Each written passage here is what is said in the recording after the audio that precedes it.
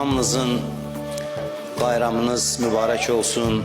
Bu Ramazan ay boyunca elədiyiniz ibadətləri, duaları, tutduğunuz orucları, namazları Allah qəbul eləsin.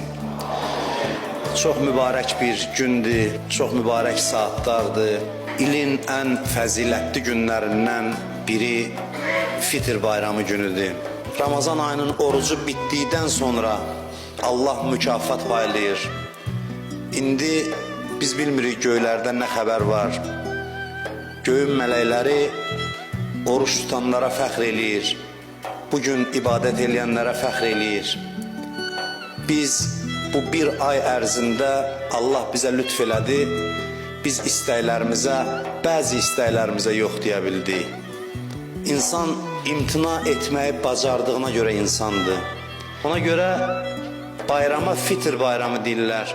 Çünki insan fitrətinə qayıdır, öz kimliyini tapır.